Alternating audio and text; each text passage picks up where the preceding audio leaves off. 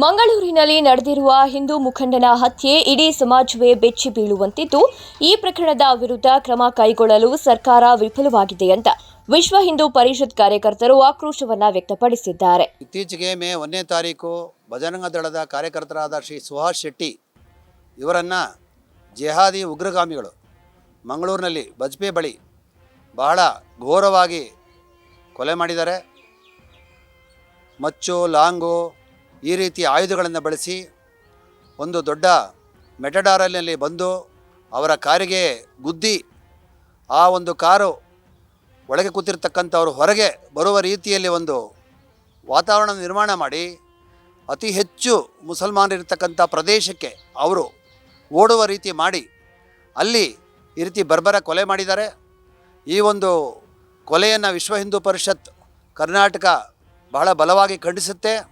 ಮತ್ತು ಇತ್ತೀಚೆಗೆ ನಾವು ನೋಡಿರೋ ರೀತಿ ಕಾಂಗ್ರೆಸ್ ಸರ್ಕಾರ ಯಾವಾಗ ಅಧಿಕಾರಕ್ಕೆ ಬರುತ್ತೆ ಆಗೆಲ್ಲ ಹಿಂದೂ ಕಾರ್ಯಕರ್ತರ ಕೊಲೆ ನಡೆಯಿರೋದು ನಾವು ಇತಿಹಾಸವನ್ನು ನೋಡಿದ್ದೇವೆ. ದೀಪಕ್ ರಾವ್ ಇರ್ಬೋದು, ಪ್ರವೀಣ್ ನೆಟ್ಟಾರ್ ಇರ್ಬೋದು, ಅಥವಾ ಮೈಸೂರಿನ ರಾಜು ಇರ್ಬೋದು, ಅಥವಾ ಶಿವಮೊಗ್ಗದ ಹರ್ಷ ಇರ್ಬೋದು. ಹೀಗೆ ನಿರಂತರವಾಗಿ PFI ಅನ್ನೋ ಸಂಘಟನೆಯನ್ನು ಬ್ಯಾನ್ ಮಾಡಿದರೂ ಸಹ ಆ ಕಾರ್ಯಕರ್ತರು ಬಹಳ ನೆಮ್ಮದಿಯಾಗಿ ಸ್ವತಂತ್ರವಾಗಿ ಕರ್ನಾಟಕದಲ್ಲಿ ಎಲ್ಲ ಕಡೆ ಓಡಾಡ್ತಾ ಇದ್ದಾರೆ. ಅವರ ಕೊಲೆಯ ಈ ಒಂದು ಕಾರ್ಯವನ್ನು ಮುಂದುವರಿಸ್ತಾ ಇದ್ದಾರೆ. ಹಾಗಾಗಿ ಈ ಸುಹಾಸ್ ಶೆಟ್ಟಿಯವರ ಕೊಲೆಯನ್ನು NIAಗೆ ಒಪ್ಪಿಸ್ಬೇಕಂಥೇಳಿ ನಾವು ಆಗ್ರಹಿಸ್ತೇವೆ. ಮತ್ತು ತನಿಖೆಯನ್ನು NIA ಮೂಲಕ ಮಾಡಬೇಕು. ಈ ರಾಜ್ಯದ ಪೊಲೀಸ್ನವರು ಸುಹಾಸ್ ಶೆಟ್ಟಿ ಅವರು ತಾವು ಕಾರಲ್ಲಿ ಓಡಾಡುವಾಗ ಪ್ರತಿ ದಿವಸವೂ ಅವರ ಕಾರನ್ನು ಚೆಕ್ ಮಾಡಿ ಅಲ್ಲಿ ಯಾವುದೇ ಚಾಕು ಇಲ್ಲ, ಚೂರಿ ಇಲ್ಲ, ಯಾವುದೂ ಇಟ್ಕೋಬಾರ್ದು ಅಂಥೇಳಿ ಅವ್ರಿಗೆ ಹೇಳಿ ಕೇವಲ ಯಾವುದೇ ನಿಶಸ್ತ್ರರಾಗಿ ಅವ್ರನ್ನ ಓಡಾಡಲಿಕ್ಕೆ ಬಿಟ್ಟರು. ಪೊಲೀಸರು ಸಹ ಅವರಿಗೆ ರಕ್ಷಣೆ ಕೊಡಲಿಲ್ಲ. ಶಸ್ತ್ರವನ್ನು ಇಟ್ಕೊಳ್ಳಿಕ್ಕೆ ಕೂಡ ಅವರು ಬಿಡಲಿಲ್ಲ. ಹಾಗಾಗಿ ನಾವು ಅನ್ಯಾಯವಾಗಿ ಒಬ್ಬ ಗೋರಕ್ಷಕ, ಗೋಭಕ್ತ ಸುಹಾಸ್ ಶೆಟ್ಟಿ ಅನ್ನತಕ್ಕಂಥವ್ರು ಅನೇಕ ಗೋಹತ್ಯೆಗಳನ್ನು ತಡೆದಿರ್ತಕ್ಕಂಥವ್ರು. ಗೋಗಳನ್ನು ಯಾರು ಕಾನೂನು ವಿರುದ್ಧವಾಗಿ ತೊಗೊಂಡೋಗ್ತಾಯಿದ್ರು ಅಂತಹ ಗೋಗಳನ್ನು ರಕ್ಷಣೆ ಮಾಡಿದಂಥವರು, ಹಿಂದೂ ಸಮಾಜಕ್ಕಾಗಿ ಧರ್ಮಕ್ಕಾಗಿ ದುಡಿದಂಥವ್ರು. ಅವ್ರ ಮನೆ ಇವತ್ತು ಬಹಳ ಬಡತನದಲ್ಲಿರ್ತಕ್ಕಂಥದ್ದು. ಅವರ ತಾಯಿಗೆ ಕ್ಯಾನ್ಸರ್ ಪೀಡಿತರಾಗಿದ್ದಾರೆ, ತಂದೆ ಬಹಳ ವಯಸ್ಸಾಗಿದೆ, ಸಣ್ಣ ಗುಡಿಸ್ಲಲ್ಲಿದ್ದಾರೆ, ಅವ್ರ ತಮ್ಮ ಇನ್ನೂ ಓದ್ತಾ ಇದ್ದಾನೆ. ಇಂತಹ ಒಂದು ಮನೆಯಿಂದ ಬಂದಂತಹ ಹಿಂದೂ ಕಾರ್ಯಕರ್ತನನ್ನು ಬರ್ಬರವಾಗಿ ಕೊಲೆ ಮಾಡಿದಾಗ ಈ ರಾಜ್ಯ ಸರ್ಕಾರಕ್ಕೆ ಯಾವುದೇ ಒಂದು ಕರುಣೆ ಇಲ್ಲ, ಹಿಂದೂಗಳ ಮೇಲೆ ಮಮತೆ ಇಲ್ಲ. ಕೇವಲ ಅಲ್ಪಸಂಖ್ಯಾತರ ಮತಕ್ಕಾಗಿ ಅವರು ಈ ರೀತಿಯ ಕಾರ್ಯವನ್ನು ತಗೋತಾ ಇದ್ದಾರೆ. ಒಬ್ಬ ಗೃಹ ಮಂತ್ರಿಗಳಾದ ಪರಮೇಶ್ವರ್ ಅವರು ಅಲ್ಲಿ ಮಂಗಳೂರಿಗೆ ಭೇಟಿ ಕೊಟ್ಟಾಗ, ಸರ್ಕ್ಯೂಟ್ ಹೌಸ್ಗೆ ಹೋದಾಗ ಮುಸ್ಲಿಂ ಮುಖಂಡರು, ಕಾಂಗ್ರೆಸ್ ಮುಖಂಡರು ಅಲ್ಲಿ ಹೋಗಿ ಮೇಜನ್ನು ಕುಟ್ಟಿ ಅವರು ದಬಾಯಿಸ್ತಾರೆ. ನೀವು ಯಾವುದೇ ಕಾರಣಕ್ಕೂ ಸುಹಾಸ್ ಶೆಟ್ಟಿ ಮನೆಗೆ ಹೋಗಬಾರ್ದು, ಅವ್ರಿಗೆ ಯಾವುದೇ ಪರಿಹಾರ ಹಣ ಕೊಡಬಾರ್ದು ಅಂತ ಘೋಷಣೆ ಮಾಡಿದ್ರೆ ಭಯ ಬಿದ್ದುಕೊಂಡು ಈ ಗೃಹ ಮಂತ್ರಿಗಳು ವಾಪಸ್ ಬೆಂಗಳೂರಿಗೆ ಬರ್ತಾರೆ. ದಿನೇಶ್ ಗುಂಡೂರಾವರು ವಾಪಸ್ ಬರ್ತಾರೆ. ಈ ರೀತಿ ಮುಸಲ್ಮಾನ ಯಾರು ಬೇರೆ ಬೇರೆ PFI ಇರ್ಬೋದು, ಇತರೆ ಇರ್ಬೋದು, ಇವರು ಹತ್ಯೆ ಆದಾಗ ಅವ್ರಿಗೆ 25 ಲಕ್ಷ ಹಣ ಬಿಡುಗಡೆ ಮಾಡ್ತಾರೆ ಸರ್ಕಾರದಿಂದ. 10 ಲಕ್ಷ ರೂಪಾಯಿ ಬಿಡುಗಡೆ ಮಾಡ್ತಾರೆ. ಸುಹಾಸ್ ಶೆಟ್ಟಿ ಅವರ ಮನೆಯವರೇ ಹೇಳಿದ್ದಾರೆ, ನಮಗೆ ಈ ಸರ್ಕಾರದ ಭಿಕ್ಷೆ ಬೇಕಾಗಿಲ್ಲ ಅಂತ. ಅದು ಬೇರೆ ಪ್ರಶ್ನೆ. ಆದರೆ ಹಿಂದೂಗಳ ಯಾವುದೇ ಒಂದು ಭಾವನೆಗಳಿಗೆ ಬೆಲೆ ಕೊಡದಂಥ ಈ ಸರ್ಕಾರವನ್ನು ನಾವು ಖಂಡಿಸ್ತೇವೆ. ಮತ್ತು ಇದೇ ರೀತಿ ಹಿಂದೂ ಕಾರ್ಯಕರ್ತರ ಕಗ್ಗೊಲೆ ಮುಂದುವರಿದಿದೆ. ಆದರೆ ವಿಶ್ವ ಹಿಂದೂ ಪರಿಷತ್ ಬಜರಂಗ ದಳ ಸುಮ್ಮನೆ ಕೂತ್ಕೊಳ್ಳೋದಿಲ್ಲ. ಈಗಾಗಲೇ ನಾವು ಈ ಹತ್ಯೆಯನ್ನು ಖಂಡಿಸಿ ಕರ್ನಾಟಕದ ಎಲ್ಲ ಜಿಲ್ಲಾ ಕೇಂದ್ರಗಳಲ್ಲಿ ಪ್ರತಿಭಟನೆಗಳನ್ನು ಮಾಡಿದ್ದೇವೆ, ಜನಾಕ್ರೋಶ ಯಾತ್ರೆಗಳನ್ನು ಮಾಡಿದ್ದೇವೆ. ಇನ್ನು ಮುಂದೆ ಸಹ ನಾವು ಹಿಂದೂ ಸಮಾಜವನ್ನು ಎಚ್ಚರಿಸ್ತೇವೆ. ಹಾಗಾಗಿ ಇದರ ಬಗ್ಗೆ ಸರಿಯಾಗಿ ಕ್ರಮವನ್ನು ತಗೋಬೇಕು, ಹಿಂದೂ ಹತ್ಯೆ ಆಗೋದು ನಿಲ್ಲಿಸಬೇಕು.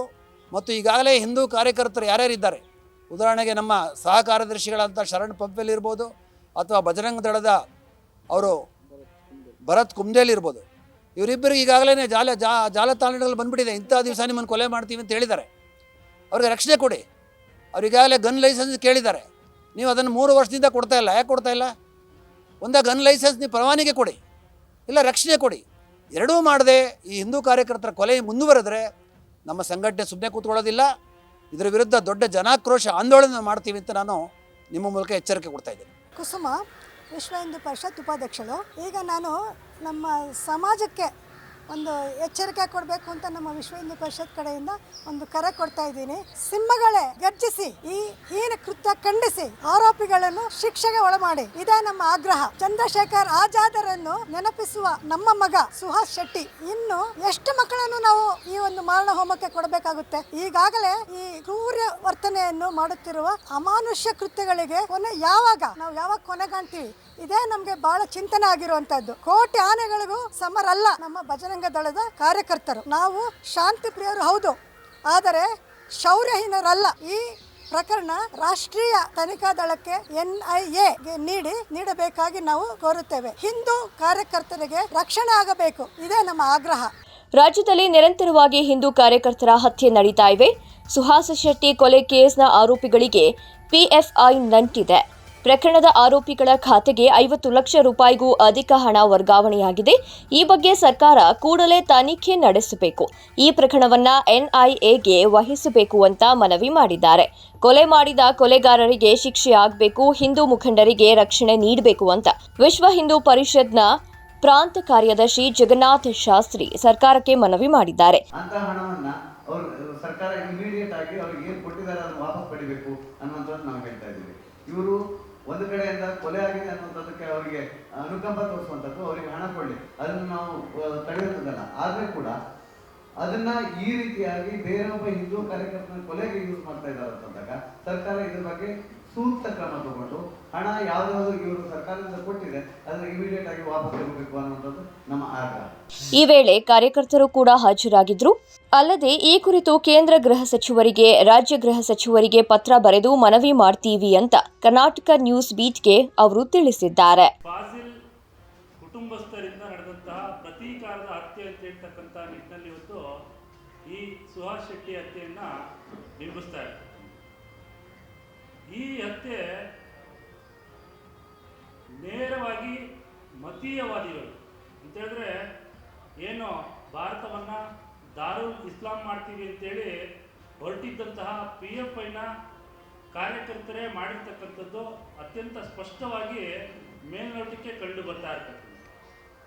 ನಾವೆಲ್ಲರೂ ಸಹ ಈ ಹತ್ಯೆ ಮಾಡಿರ್ತಕ್ಕಂಥ ರೀತಿಯನ್ನ, ಅದರ ವಿಡಿಯೋಗಳನ್ನು ಈಗಾಗಲೇ ಮಾಧ್ಯಮಗಳಲ್ಲಿ ನೋಡಿದ್ದೇವೆ. ಯಾವ ರೀತಿಯಾಗಿ ಬಹಳ ವ್ಯವಸ್ಥಿತವಾಗಿ ಎಲ್ಲಿ ನಾವು ಆತನನ್ನು ಅಟ್ಯಾಕ್ ಮಾಡಬೇಕು ಅಂತೇಳಿ ಮೊದಲೇ ಸ್ಥಳವನ್ನು ನಿರ್ಣಯ ಮಾಡಿರ್ತಾರೆ. ಆ ಸ್ಥಳಕ್ಕೆ ಬರ್ತಾ ಇದ್ದಂತೆ ಆ ಸ್ಥಳದಲ್ಲಿ ಮುಂಚಿತವಾಗಿ ಒಂದು ಗೂಡ್ಸ್ ವಾಹನವನ್ನು ತಂದು ಇವರಿಗೆ ಆಕ್ಸಿಡೆಂಟ್ ಮಾಡಿಸೋ ಮುಖಾಂತರ ಇವರನ್ನು ಅಡ್ಡಗಟ್ತಾರೆ. ಗಾಡಿಯ ವೇಗ ಬದಲಾಗುತ್ತೆ, ಗಾಡಿಯ ಚಲನವೇ ಬದಲಾಗುತ್ತೆ. ಕೂಡಲೇ ಗಾಡಿ ಸ್ತಬ್ಧವಾಗಿ ನಿಲ್ಲುತ್ತೆ. ನಿಂತಹ ಸಂದರ್ಭದಲ್ಲಿ ಏನು ಸ್ವಿಫ್ಟ್ ಕಾರಿನಲ್ಲಿ ಹಿಂದೆ ಬಂದಂಥ ಹಂತಕರು, ಹಾಗೆ ಗೂಡ್ಸ್ ವಾಹನದಲ್ಲಿ ಇದ್ದಂಥ ಹಂತಕರು ವ್ಯವಸ್ಥಿತವಾಗಿ ಸುಹಾಸ್ ಶೆಟ್ಟಿಯನ್ನ ಲಾಂಗು ಮಚ್ಚು ಬ್ರ್ಯಾಗರ್ಗಳಿಂದ ಅಟ್ಟಾಡಿಸ್ಕೊಂಡು ಓಡಾಡಿಸಿ ಒಂದು ನಿಗದಿತ ಸ್ಥಳಕ್ಕೆ ಹೋಗ್ತಕ್ಕಂಥ ಒಂದು ಕೆಲಸವನ್ನು ಮಾಡ್ತಾರೆ. ಆ ಸ್ಥಳದಲ್ಲಿ ಅತ್ಯಂತ ಬಿಭತ್ಸವಾಗಿ, ಅಂದರೆ ಯಾವ ರೀತಿ ತಾಲಿಬಾನ್ನಲ್ಲಿ ಅಥವಾ ಏನು ಸರ್ ತಂತೆ ಜುದಾ ಅಂತೇಳಿ ಹಲವಾರು ಹತ್ಯೆಗಳನ್ನು ಮಾಡಿದ್ದಾರೆ, ಅದೇ ಮಾದರಿಯಲ್ಲಿ ಈ ಹತ್ಯೆಯನ್ನು ಸಹ ಅತ್ಯಂತ ದಾರುಣವಾಗಿ ಮಾಡಿರ್ತಕ್ಕಂಥದ್ದು ಎಲ್ಲರೂ ನೋಡಿರ್ತಕ್ಕಂಥ ವಿಚಾರ.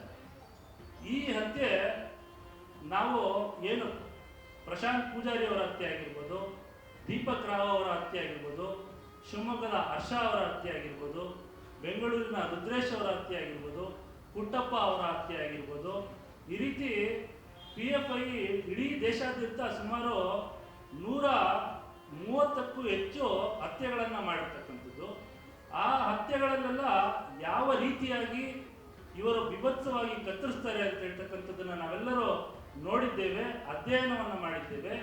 ಅದೇ ಮಾದರಿಯಲ್ಲಿ ಇವತ್ತು ಸುಹಾಸ್ನನ್ನು ಸಹ ಹತ್ಯೆ ಮಾಡಿರ್ತಕ್ಕಂಥದ್ದು ನಮಗೆಲ್ಲ ಅತ್ಯಂತ ನೋವಾಗುತ್ತೆ. ಸತ್ತಂತ ಸಂದರ್ಭದಲ್ಲಿ ಸುಹಾಸ್ನ ತಲೆಯಲ್ಲಿ ಲಾಂಗ್ ಹಾಗೆ ಇದ್ದಂಥದ್ದು ಏನು ಮರಣೋತ್ತರ ಪರೀಕ್ಷೆ ಮಾಡ್ತಕ್ಕಂಥ ವೈದ್ಯರು ದೃಢಪಡಿಸಿರ್ತಕ್ಕಂಥ. ಅಂದರೆ ಯೋಚನೆ ಮಾಡ್ಬೋದು, ಈ ರೀತಿಯ ಹತ್ಯೆಗಳನ್ನು ಯಾರು ಮಾಡಿದ್ದಾರೆ ಅಂತೇಳಿ ಈಗಾಗಲೇ ಹಲವಾರು ಸಂದರ್ಭಗಳಲ್ಲಿ ತನಿಖೆ ಆಗಿರ್ತಕ್ಕಂಥದ್ದು. ಏನು PFIನ ಕಾರ್ಯಕರ್ತರಿಗೆ ಕೇರಳದಲ್ಲಿ ನಾಯಿಗಳನ್ನು ಕಾಡಿನಲ್ಲಿ ಬಿಟ್ಟು ಅದು ಹೋಗ್ತಾ ಇರತಕ್ಕಂಥ ನಾಯಿಯನ್ನು ಅಟ್ಟಾಡಿಸ್ಕೊಂಡು ಹೋಗಿ ಅದನ್ನು ಹತ್ಯೆ ಮಾಡ್ತಕ್ಕಂಥದ್ದು ಒಂದು ಟ್ರೈನಿಂಗನ್ನು ಕೊಟ್ಟಿರ್ತಕ್ಕಂಥದ್ದು ನಾವು ವಿಶ್ವ ಹಿಂದೂ ಪರಿಷತ್ತವರಾಗಲಿ ಅಥವಾ ಬಜರಂಗ ದಳದವರಾಗಲಿ ನಾವು ಹೇಳ್ತಾ ಇರ್ತಕ್ಕಂಥದ್ದಲ್ಲ. ಈ ದೇಶದ ಕಾನೂನಾತ್ಮಕ ಸಂವಿಧಾನಿಕ ಸಂಸ್ಥೆ ರಾಷ್ಟ್ರೀಯ ತನಿಖಾ ದಳ ಉಲ್ಲೇಖಪಡಿಸಿರ್ತಕ್ಕಂಥದ್ದು, ನ್ಯಾಯಾಲಯದಲ್ಲಿ ರಿಪೋರ್ಟಲ್ಲಿ ಹೇಳಿರ್ತಕ್ಕಂಥದ್ದು, ಕೇರಳದಲ್ಲಿ ಇದಕ್ಕೆ ವ್ಯವಸ್ಥಿತವಾಗಿ ಹತ್ಯೆ ಮಾಡಲಿಕ್ಕೆ ಒಂದು ತರಬೇತಿಯನ್ನು ಕೊಡ್ತಾ ಇದ್ದಾರೆ ಯುವಕರಿಗೆ ಅಂತೇಳಿ. ಅದೇ ರೀತಿಯಾಗಿ ತರಬೇತಿ ಪಡೆದಂಥವ್ರು ಮಾತ್ರ ಈ ರೀತಿಯ ಕೃತ್ಯವನ್ನು ಮಾಡಿರ್ತಕ್ಕಂಥಕ್ಕೆ ಸಾಧ್ಯ ಅಂತೇಳಿ ನಾವು ಈ ಸಂದರ್ಭದಲ್ಲಿ ಅತ್ಯಂತ ಜೋರಾದ ಧ್ವನಿಯಲ್ಲಿ ಹೇಳಲೇಬೇಕಾಗಿರ್ತಕ್ಕಂಥದ್ದು. ಇದಕ್ಕೆ ಪೂರಕವಾಗಿ ಹಲವಾರು ಅಂಶಗಳನ್ನು ನಾವು ಜೋಡಿಸ್ತಾ ಹೋಗ್ಬೋದು.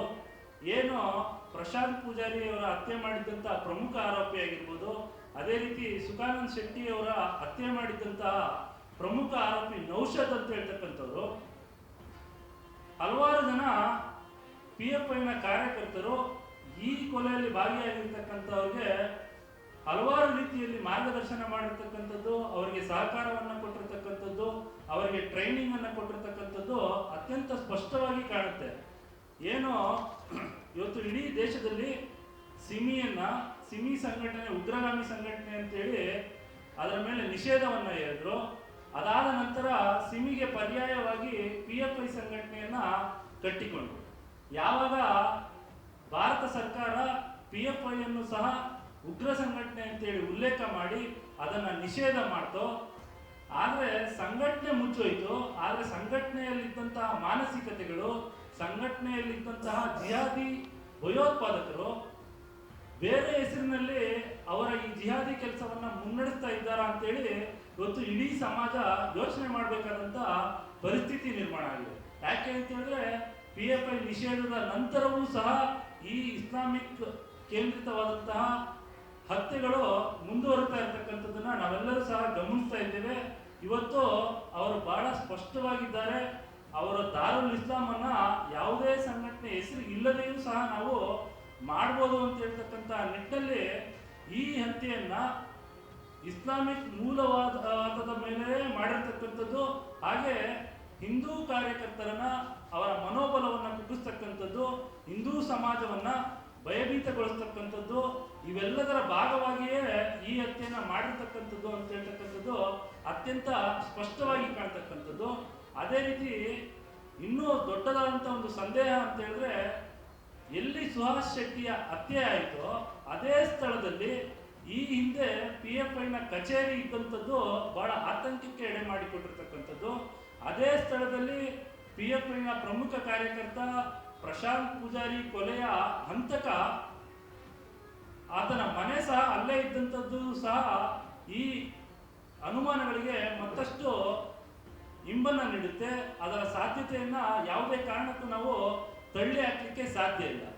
ಇಂತಹ ಸಂದರ್ಭದಲ್ಲಿ ಇವತ್ತು ರಾಜ್ಯ ಸರ್ಕಾರ ಈ ತನಿಖೆಯನ್ನ ಅತ್ಯಂತ ಸಫಲವಾಗಿ ಮಾಡುತ್ತೆ, ಯಾರಾದ್ರೂ ನಾವು ಎಲ್ಲರಿಗೂ ಶಿಕ್ಷೆಯನ್ನು ಕೊಡಿಸುತ್ತೆ ಅಂತ ಹೇಳ್ತಕ್ಕಂಥ ಒಂದು ಎಳ್ಳಷ್ಟಿನ ಧೈರ್ಯವೂ ಸಹ ನಂಬಿಕೆ ಸಹ ಇವತ್ತು ನಮ್ಗೆ ಯಾರಿಗೂ ಸಂಘಟನೆಗಳಲ್ಲಿ ಕಾಣ್ತಾ ಇಲ್ಲ. ಆ ದೃಷ್ಟಿಯಿಂದ ಇವತ್ತು ಏನು ಈ ಹತ್ಯೆಯ ಪ್ರಕರಣವನ್ನ ರಾಷ್ಟ್ರೀಯ ತನಿಖಾ ದಳಕ್ಕೆ ಕೊಡಬೇಕು. ಈಗಾಗಲೇ ನಾವೆಲ್ಲರೂ ಸಹ ಮಾಧ್ಯಮಗಳಲ್ಲಿ ಗಮನಿಸಿರ್ತಕ್ಕಂಥದ್ದು ಏನು ಒಬ್ಬೊಬ್ಬರ ಖಾತೆಯಲ್ಲಿ ಲಕ್ಷಾಂತರ ರೂಪಾಯಿ ದೇಣಿಗೆ ಬಂದಿರತಕ್ಕಂಥದ್ರ ಬಗ್ಗೆ ಪೊಲೀಸರು ತನಿಖೆ ಮಾಡ್ತಾ ಇದ್ದಾರೆ ಅಂತೇಳಿ ಅಂತ ಹೇಳಿದ್ರೆ ಈಗಾಗಲೇ ನಾವು ಗಮನಿಸ್ಬೋದು. ಈ ರೀತಿ ದೇಣಿಗೆ ಎತ್ತತಕ್ಕಂಥದ್ದು ಸಾಮಾನ್ಯ ಮುಸಲ್ಮಾನ್ ಯುವಕ ಯಾರೋ ಸಫಾನ್ ಅಂತ ಹೇಳ್ತಕ್ಕಂಥ ವ್ಯಕ್ತಿ ಮಾಡಲಿಕ್ಕೆ ಸಾಧ್ಯ ಇಲ್ಲ. ಇದರ ಹಿಂದೆ PFI ಇದ್ರೆ ಮಾತ್ರನೇ ಸಾಧ್ಯ. ಯಾಕೆ ಅಂತ ಹೇಳಿದ್ರೆ ಏನು ದೇಶದಲ್ಲಿ ದೆಹಲಿಯಲ್ಲಿ ಬಹಳ ದೊಡ್ಡದಾದಂಥ ದಂಗೆ ಆಯಿತು. ಆ ಸಂದರ್ಭದಲ್ಲಿ PFIನ ಕೈವಾಡ ತಿಳಿದು ಬಂದು ಆಗ ತನಿಖೆ ಮಾಡಿದಂಥ ಸಂದರ್ಭದಲ್ಲಿ ಏನು ED ಅವರು PFIನ ಕಚೇರಿಗಳ ಮೇಲೆ ದಾಳಿ ಮಾಡಿದ್ರು, ಅದರ ಅಕೌಂಟ್ಗಳನ್ನು ಸೀಸ್ ಮಾಡಿದಂಥ ಸಂದರ್ಭದಲ್ಲಿ ಕೋಟ್ಯಾಂತರ ರೂಪಾಯಿ ಏನು ವಿದೇಶಿ ದೇಣಿಗೆಗಳನ್ನು ಸಂಗ್ರಹ ಮಾಡಿ ಭಾರತದಲ್ಲಿ ಏನು ಶಾಂತಿ ಭಂಗವನ್ನ ಮಾಡ್ತಕ್ಕಂಥ ಕೆಲಸವನ್ನ ಈ PFIನ ಕಾರ್ಯಕರ್ತರು ಮಾತ್ರ ಮಾಡಲಿಕ್ಕೆ ಸಾಧ್ಯ ಅಂತಕ್ಕಂಥದ್ದು ನಮ್ಮೆಲ್ಲರಿಗೂ ತಿಳಿದಿರ್ತಕ್ಕಂಥ ವಿಚಾರ. ಈ ಎಲ್ಲ ಆಯಾಮಗಳನ್ನು ನೋಡಿದಂಥ ಸಂದರ್ಭದಲ್ಲಿ ರಾಷ್ಟ್ರೀಯ ತನಿಖಾ ದಳ ಮಾತ್ರ ಇದರ ಸೂಕ್ತವಾದಂಥ ತನಿಖೆ ಮಾಡಲಿಕ್ಕೆ ಸಾಧ್ಯ. ಯಾಕೆ ಅಂತ ಹೇಳಿದ್ರೆ ಇದರಲ್ಲಿ ಅಂತಾರಾಜ್ಯದಿಂದಲೂ ಸಹ ಇವತ್ತು ಸಹಕಾರ ಸಿಕ್ಕಿರ್ತಕ್ಕಂಥದ್ದು, ಏನು ಕೇರಳದಿಂದ ಆಗಿರ್ಬೋದು ಅಥವಾ ತಮಿಳುನಾಡು ಅಥವಾ ಬೇರೆ ಬೇರೆ ಕಡೆಗಳಿಂದ ಭಯೋತ್ಪಾದಕರು ಇದಕ್ಕೆ ಸಹಕಾರ ಕೊಟ್ಟಿರ್ತಕ್ಕಂಥ ಸಾಧ್ಯತೆ ಇದೆ.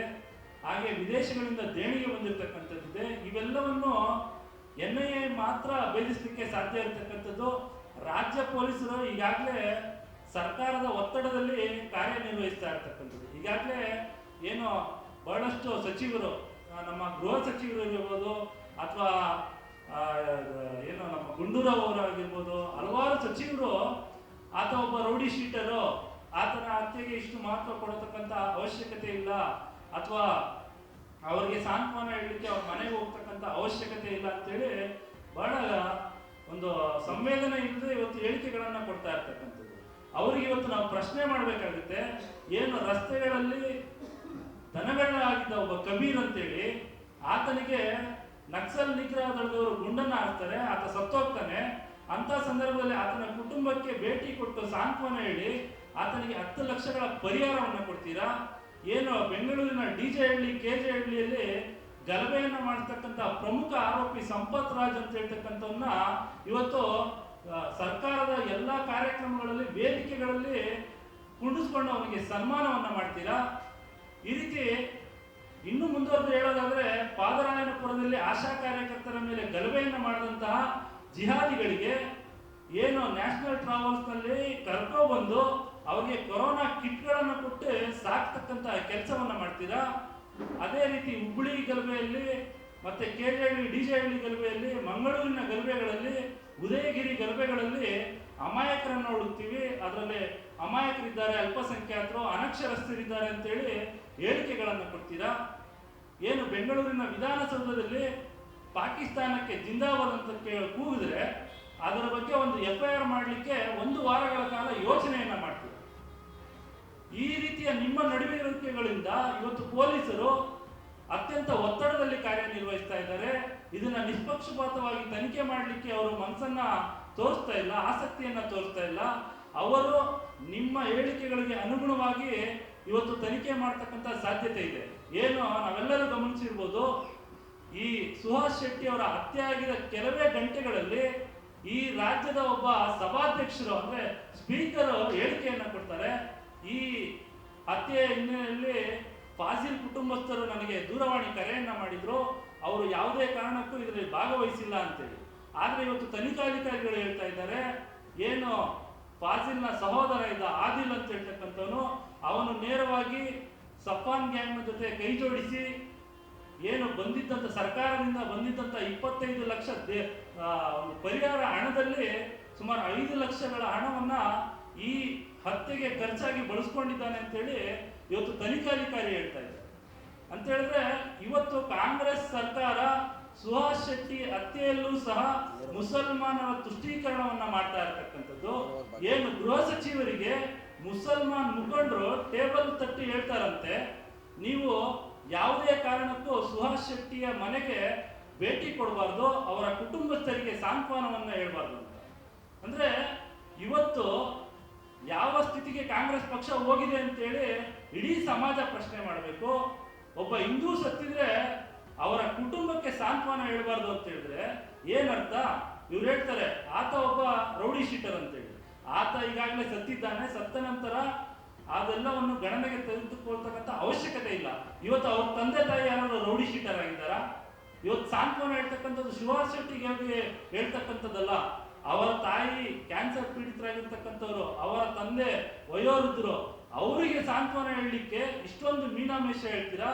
ಎಲ್ಲಿ ನೀವು ಅವರಿಗೆ ಸಾಂತ್ವನವನ್ನ ಹೇಳಲಿಕ್ಕೆ ಹೋದ್ರೆ ನಿಮ್ಮ ವೋಟ್ ಬ್ಯಾಂಕ್ ಮುಸಲ್ಮಾನ್ ತುಷ್ಟೀಕರಣ ನಾಶ ಆಗುತ್ತೆ ಅಂತೇಳಿ ಇವತ್ತು ಕಾಂಗ್ರೆಸ್ ಪಕ್ಷ ಭಯದಿಂದ ಕಾರ್ಯನಿರ್ವಹಿಸತಕ್ಕಂಥದ್ದು.